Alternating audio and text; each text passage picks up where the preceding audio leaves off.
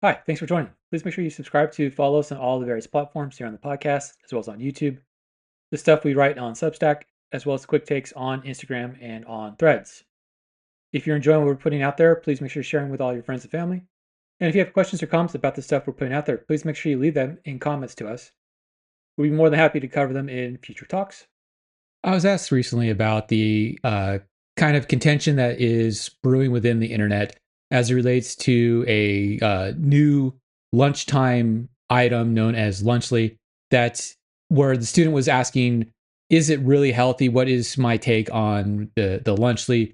And in order to address this, I think we really have to take a step back and think about how we go about making choices as it relates to the foods and beverages that we purchase and the values that we place to the items that we eat. And a lot of us will purchase foods based off of the value that we place on those foods in the intention that we have towards having a healthy diet. But the problem is that a lot of us don't quite understand what healthy diet means based off of the principles of metabolism and how micronutrients and macronutrients that we consume impact that metabolism, something we've talked about previously. And so let's go ahead and let's dive into, are these really healthy alternatives or are these just marketing ploys? So let's talk about that. Warning. The following presentation contains information that might contradict what you have previously heard, or believed to be true, about how the human body works, and contains material that is not suitable for closed-minded individuals. Enjoy.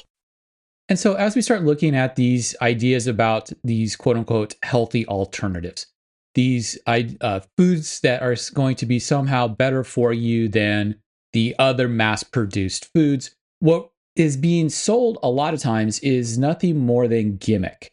And so when we look at this, what you have to start to take into account is the fact that many marketed foods, many marketed beverages that are being marketed as being healthy are based off of a faulty perspective, a faulty oversimplification of metabolism as being this thing that's going to cause weight gain, thing that's going to cause weight loss, or is going to be the thing that's going to lead to healthiness or take you away from being healthiness as something that is beholden to one of the ideas that the nutrients in the food is what is the only thing necessary in order to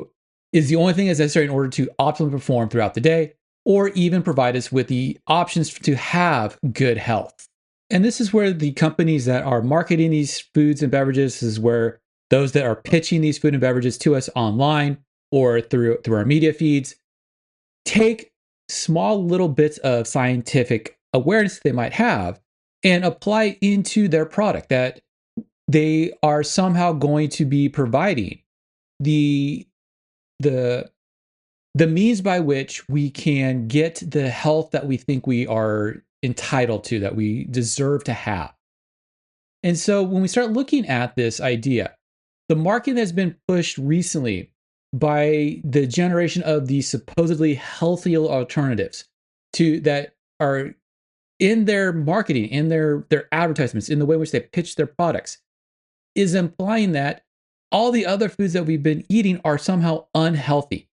An intent that is based on our interest for healthy foods that come from the idea that the pitch that they're giving is to understand that the intent, the interest in our intent for healthy eating is based off of that misconception about energy in the foods being the guide for weight issues, that the fat in the food is bad for us, that the sugar in the food is bad for us, that we have to eat energy reduced foods, that we have to eat low fat foods, we have to eat low calorie foods, we have to eat sugar free foods, that the amount of fat in a food is automatically going to entitle it to be labeled as unhealthy, that the amount of calories in a food is going to automatically label as being unhealthy. Where we need to think that these can somehow change the way in which we are healthy, or where we have to start thinking about what these alternative foods are going to allow us to do is to maintain or achieve a better health or feel less guilty about eating the foods that we are eating. It's that latter point that has pushed us to switch a lot of our sodas. are a lot of our soft drinks that are being consumed, even though soft drinks and sodas are still very highly consumed. But instead of drinking large amounts of the quote unquote normal sodas, we're now drinking a lot of the diet sodas or drinking a lot of the sugar-free sodas. Or now what has come into vogue is drinking the functional soft drinks, where we go from lambasting easy to make sandwiches for kids that they would eat, that would provide them the nutrients that they need in order to maintain their metabolism. Eating peanut butter and jelly sandwiches, eating cheese, eating processed meats, that we start to manipulate this idea about the healthier options for foods that we are going to be giving to our children, that we're going to be eating as our snacks, that we're going to be drinking as our beverages, because we want to somehow feel better about what we're consuming, what we're eating, what we're drinking. This idea in terms of we want to make people feel better about what they're eating, that we want to make them feel less guilty about what they're eating, has led to one of the latest ventures in marketing from a couple of internet social influencers, social media influencers, however you want to look at it, that started to market a kid-friendly snack item. The snack item that is meant to replace a less friendly snack item or a less friendly meal option for the kids, that is somehow going to be healthier for them, even though it's the exact same materials in terms of the nutrients, in terms of the macronutrients, in terms of the micronutrients, in their healthier, put quotes around that option, relative to the unhealthier, put quotes around that, options they happen to have. And it's the same idea that these social media influencers had that brought us a brand new, put quotes around that, sports drink. And it's this brand new sports drink that is justified based off of personal biases and anecdotes about what they think the body needs based off of what their body does, based off of what they feel that their body needs. And it misses the overguiding and overlying principles of nutrition and how nutrition is going to impact metabolism, how metabolism is being impacted by nutrition, based off of the availability of metabolites within the body. There's this constant perception that the kids' metabolisms and that the kids' health, the way in which children function, is as if they're little adults, that they're miniature adults. And the problem is that it's not true. Kids' needs for nutrients is different than adults' needs for nutrients. The convenient foods that we give kids are not over sugared. They're not over fat. They're not over proteined. They're the convenient foods that we have for kids, if we want to look at it in terms of a healthiness issue, is not from the nutrients that we find within the foods. It's from the way in which the mass-produced, ultra-processed foods provide metabolic disruptors that can have issues, not the nutrients that we see within the foods. But the problem is that the way in which the foods get marketed is that we don't look at those metabolic disruptors that are coming from the ultra processing that takes place. Even the things that are being quote unquote healthier are still processed. The processing of foods adds chemicals into the foods that can lead to metabolic disruption.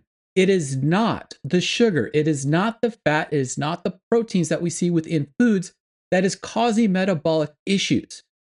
It's the processing of foods. It's the additional dyes that are in foods that come from hydrocarbons that have a chance to act as a metabolic disruptor or act as an endocrine disruptor. That is the root cause for having health issues that can come from the foods that we're eating. Some of the intentions that we might see in terms of trying to pitch for healthier options are well-intentioned. But the case that they're making is that there's too much of a specific nutrient in the prepackaged meals that we're providing takes us away from what the truth happens to be. The production of all convenient foods, of all packaged foods, add to them the things that can act as metabolic disruptors. There is no evidence to indicate that simply putting a label of organic or utilizing organic materials makes things healthier than the quote unquote non-organic options. The idea that we can change the macro and micronutrients within the prepackaged meals and make them healthier takes us away from what is actually necessary for metabolic purposes to take place. We have to meet our metabolic demands for our nutrients in order to be able to optimally perform. And so we can't say that, oh, well, taking away this thing or taking away that thing can lead to a change in the healthiness of any of the foods that we're purchasing from the stores. Even the foods that we're making at home have the chance to have this processing take place, this addition of possible metabolic or endocrine disruptors taking place based off of the foods that we're eating, not necessarily how the foods are being prepared or how the foods are being sold to us. And so we have to take a look back. We have to take a step back and start looking at, okay, what are we looking at in terms of trying to curtail within the packaged foods that we're purchasing? Yes, some will have reduced total carbohydrate loads, and they do that by increasing the fiber, or they do that by increasing non-nutritive sweeteners. But increasing fiber and increasing non-nutritive sweeteners have issues with them. Adding additional fiber can have problems for people who have gastrointestinal issues. Adding non-nutritive sweeteners have been indicated to have a change in metabolic functions within the microbiome, within the intestines. There are a whole host of factors that have to come into play. Yes, you do have to have a large quantity of the non-nutritive sweeteners in order to have a negative impact on the health. But adding non-nutritive sweeteners doesn't necessarily automatically make something now lower calorie healthier for you. It's where we are missing the point in terms of what is the necessity for nutrition. And the necessity for nutrition is to meet nutrient demands. And by nutrient demands, we're talking about how many grams of the macronutrients do I need per pound of body mass for my body? How many micrograms and milligrams do I need of the micronutrients per pound of my body mass in order to meet the demands for my body? It is not about caloric needs. It's never been about caloric needs. It's a misconception that has driven too much of the nutritional discussion for far too long.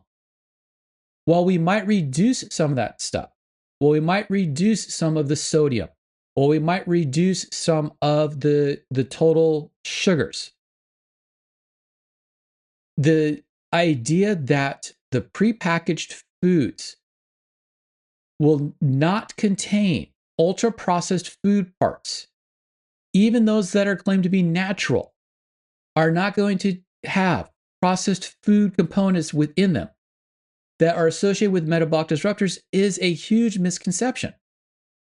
We might need some of the food preservatives so that we can extend shelf life of some of these foods.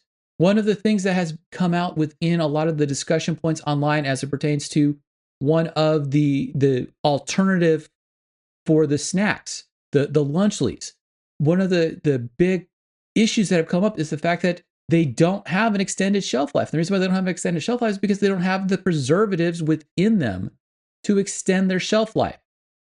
Yes, preservatives have been linked with some of the metabolic disruptors. But at the same time, if you're trying to buy things to have a long shelf life, you need to have preservatives there in order to allow for that extended shelf life. If you're not going to be making things at home all the time, you have to worry about the shelf life. You have to worry about the preservatives that are in the foods.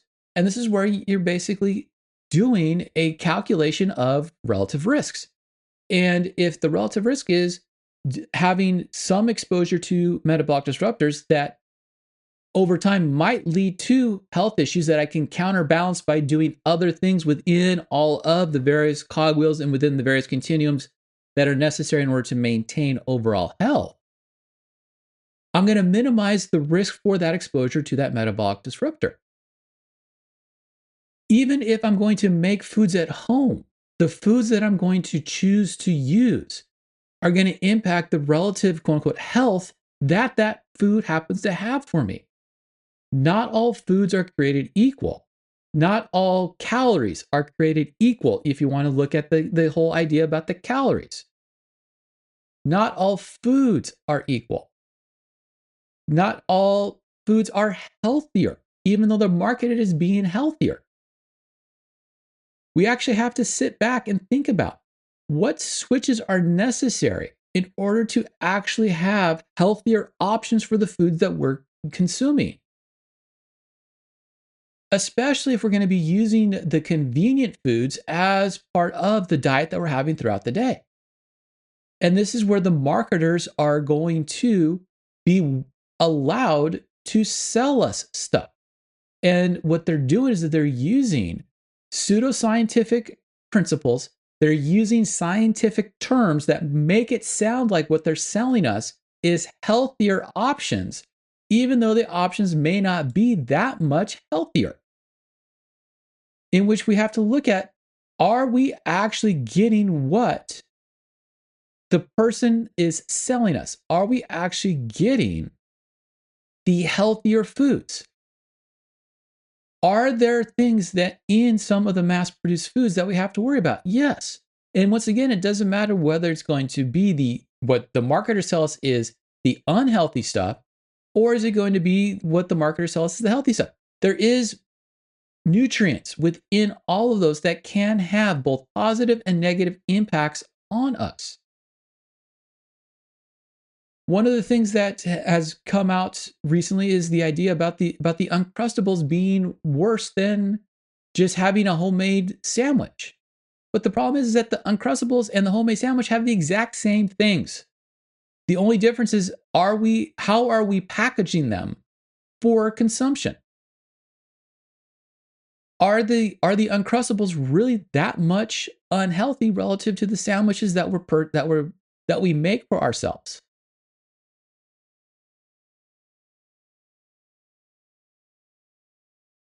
The ingredients are the same. The peanut butter in the Uncrustable is the same peanut butter you have in the jar in your cabinet. The bread that is in the Uncrustable is the same bread that you have in your cabinet.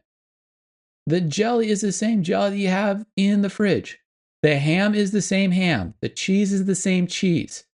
All of the components that we see within the prepackaged convenient foods are the same stuff that we happen to have within the household. And so for people to pitch that theirs is somehow healthier than what we have in the house, or that what we can make on our own, or that what is being packaged in something else is simply done in an attempt to market you into buying their products on the false pretense that what they're selling you is a less guilty pleasure, that what they're selling you is a more healthy alternative than what is available to you using other things, using other products, using other foods that you might already have. It's the same marketing that we see behind the brand new, if you want to think about it in terms of brand new, functional soft drinks. The functional soft drinks, the Poppy and the Olipop, the Sevas, sodas, they're all marketing themselves as being a healthier alternative to the sodas, to the soft drinks. And they're using the same type of sales point, the same type of pitch that was initially used for the soft drinks.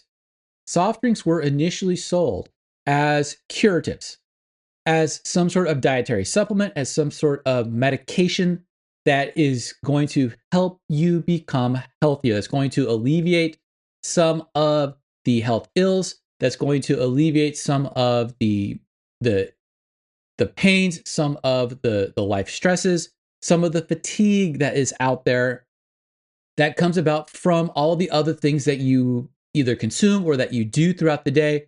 The soft drinks, the sodas are going to help you alleviate those issues. But over the last 20, 25 years, because we've made sugar the boogeyman, as we talked about in one of the previous episodes, we've decided that we need to have alternatives to these sodas. Once again, selling them as the healthy alternative to alleviate your ills, to improve your gastrointestinal health, because we now have these alternative beverages, that instead of adding sugars, add non-nutritive sweeteners, inulin, stevia, that add prebiotic compounds to the sodas that are meant to improve your digestive and gastrointestinal health, that have less sugar in them. But here's the thing. The amount of sugar that we see in a normal soda versus the amount of sugar that we see in these healthier sodas, neither is enough to induce any of the ills that has been associated with sodas. You need to have somewhere in the neighborhood of 0.5 gram to 1 gram of sugar per pound of body weight in order to cause a spike in insulin, consuming that sugar within a 1-hour window. 20 to 30 grams of sugar in a 12-ounce soda is not enough to trigger an insulin spike. The 5 to 12 grams of sugar in a 12-ounce healthier soda is not enough to trigger an insulin spike. The non-nutritive sweeteners that are added to these healthier sodas are associated with eating and feedback regulation disruption, are associated with disruption of normal glucose metabolism. So we might be trading 15 to 20 grams of sugar in the diet based off of the guys that the non-nutritive sweetener is going to be healthier for us because it has less sugar and thus has less calories. But the problem is that it's triggering a sweeter response within our mouth, and that sweeter response within our mouth is priming us to eat more food, which means that I may be counterbalancing that 15 to 20 grams of sugar with an additional 50 to 60 grams of something in the food I'm going to be eating, because I'm now primed to eat more food because the non-nutritive sweetener is triggering a metabolic disruption, because the sweetness of the non-nutritive sweetener is sweeter than what we get with the normal sucrose sugars. And that trigger to consume additional things leads to additional metabolic disruption that can lead to additional changes in metabolism, that can lead to additional changes in glucose metabolism, that is associated with a lot of the metabolic issues that we see long-term problems with, based off of all of the chronic inflammation that we see within our lives due to environmental stresses, due to nutritional stresses, due to life stresses. And so when we're looking at these alternatives, the Olipop and the Poppi, yes, they might have some prebiotic substances like inulin. And they might have some additional prebiotic stuff like apple cider vinegar.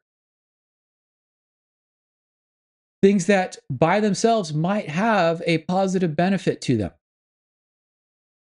Might have a positive benefit to them if they're consumed in ways that they are not interacting with each other on the shelves waiting for us to purchase them for long periods of time.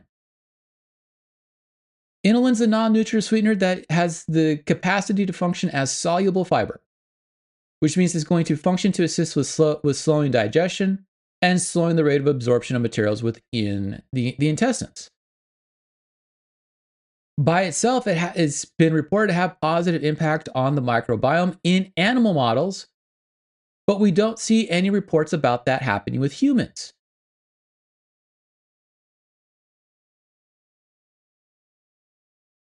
The combination of apple cider vinegar and inulin has been associated with gastrointestinal discomfort, has been associated with irritable bowel issues. And so, is it really that much healthier if it's triggering other issues that might not be metabolic in nature, that have digestive issues that come about? But at the same time, we don't know what the impact of long-term storage of inulin in an acidic environment in the soda in terms of its availability, whether it's the actual molecular availability or the bioavailability of that inulin, due to this sodas sitting and waiting to be purchased. The materials are not being made and sold as they're being made. They're being stored, and then they're being purchased, and then at some later point in time, they're being consumed, which means that they have to have something added to them in order to preserve the substances. Anytime we're purchasing anything that is going to be stored for later use is going to have preservatives in it. And it's those preservatives that are going to act like metabolic disruptors that are going to have issues or cause issues with our overall health. Just because we want to believe something to be healthier doesn't necessarily make it healthier. Just because we want to believe something is good for us doesn't necessarily make it good for us. Is the guideline that we should be following whenever it comes to nutrition, particularly for things that are going to have or possibly have any type of metabolic disruptive properties within it. Overconsuming any type of macronutrient is going to have a deleterious effect because we're going to be overconsuming one nutrient at the cost of underconsuming a different nutrient. Or we'll be overconsuming all of the nutrients that we have. And by overconsuming all of the nutrients we have, we end up running the risk of having a nutrient surplus. And by having a nutrient surplus, we'll be adding weight. That's where the idea about adding weight comes in. We start looking at the foods. It's not about a specific nutrient within the food that's going to automatically add weight. There is some evidence, as we've talked about previously, that high amounts of fructose in the diet can lead to accumulation of fat mass independent of any of the other signals that we have within our metabolism. There is indication that we do not store amino acids, which is where having excess amounts of protein in the diet doesn't necessarily lead to increased mass gain for the individual, because the increased amino acids that are coming in the diet will be excreted instead of being stored. Unless I give the appropriate signals to store proteins either in the skeleton or in skeletal muscle or in the connective tissues of the body in response to resistance training or endurance training. Without those signals, I'm not going to store that additional protein. And whatever additional protein that comes in will be excreted. But if we go past the idea about the macronutrients and the micronutrients, we start looking at, okay, what other things might be found within the foods that we're eating within these packaged convenient foods. We start looking at some of the other things we've talked about previously, things that come about from the processed meats that may have health issues, but not in the processed meats that we see, but in the processed meats that get cooked. It's the cooking of the processed meats. It's the charring. It's the burning of. It's the production of the hydrocarbons within the processed meats that lead to some of the possible metabolic disruptions that take place within some of those food products.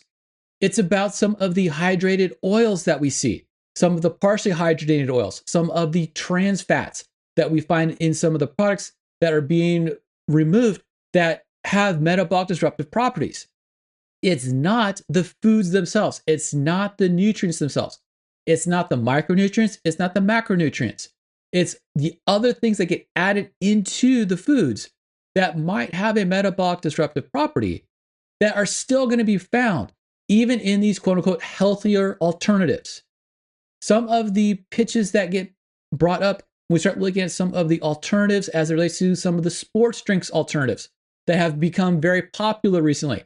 I believe it's called Prime is one of the examples that is brought up a lot within discussions I've had with students.